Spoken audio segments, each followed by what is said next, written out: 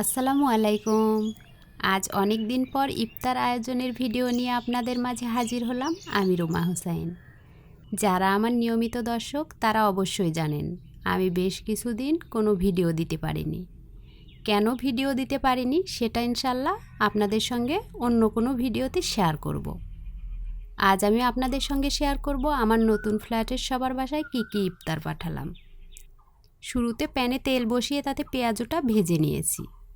তেলে ভাজা সব ব্যাটার এবং পেঁয়াজুর খামির আগে থেকে আমি মাখিয়ে রেখেছিলাম। তারপর ওই একই তেলের ভেতর সব কিছু একে একে ভেজে নিয়েছি। পেঁয়াজুটা ভেজে তুলে নিয়ে তারপর দিয়েছি বেগুনি। এই ভাজাভাজির কাজে অবশ্য আমার হাজবেন্ড আমাকে সাহায্য করেছেন। এদিকে আমি ফ্রিজে থাকা আম কেটে নিচ্ছি আমের জুস বানানোর জন্য। ডিম চপ ভেজে তেলে দিয়েছি আলুর চপ, তারপর দিয়েছি ফ্রেঞ্চ ফ্রাই। আমি সব কাজগুলো ইজি করার জন্য আগে থেকে সব কিছু রেডি করে নিয়েছি, তারপর ভাজাভাজির কাজ শুরু করে দিয়েছি।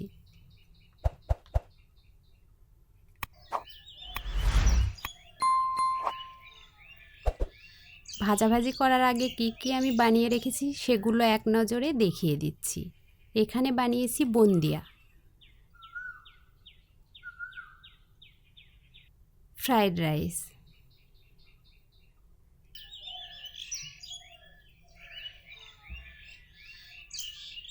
হালিম,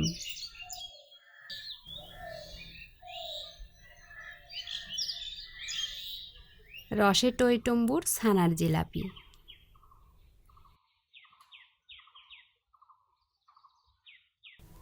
ফাইনালি সব ভাজাভুজি আমার কমপ্লিট। ফ্রেঞ্চ ফ্রাই, আলুর চপ, বেগুনি, ডিম চপ, পেঁয়াজু,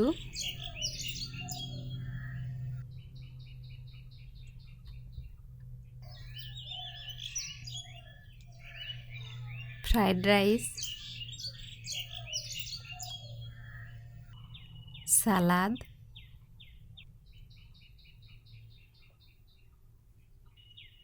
ছোলা ভুনা,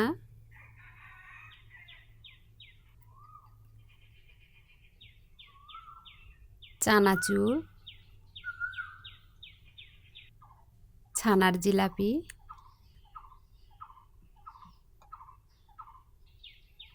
খেজুর, তরমুজ, কমলা, আনারস, বুন্দিয়া, পেঁয়াজ বেরেস্তা, তরমুজের জুস, আমের জুস এবং হালিম। এবার সব কিছু প্লেটে সার্ভ করে নিয়েছি। আমরা ছাড়া এই ফ্ল্যাটে আরও 4 জন ফ্যামিলি থাকেন, তাদের জন্যই মূলত আজকে আয়োজনটা করা। এবার সবাই বাসায় ইফতারগুলো পৌঁছানোর পালা। আমি প্রতিবার রোজায় চেষ্টা করি নিজ হাতে সবাইকে ইফতার পাঠাতে। এটা করতে আমার খুব ভালো লাগে। যদিও রোজা রেখে সারাদিন রান্না বান্না করতে কষ্ট হয়, তারপরও আমি মন থেকে অনেকটা শান্তি পাই। আয়োজনটা কেমন হয়েছে সবাই কমেন্টের মাধ্যমে জানাতে ভুলবেন না। এই প্রত্যেকটি রেসিপির ভিডিও আমার চ্যানেলে দেওয়া আছে, আপনারা চাইলে চ্যানেলটি ভিজিট করতে পারেন। পরিশেষে সবার সুস্থতা কামনা করে এখানেই বিদায় নিচ্ছি। সবাই ভালো থাকবেন। আল্লাহ হাফেজ।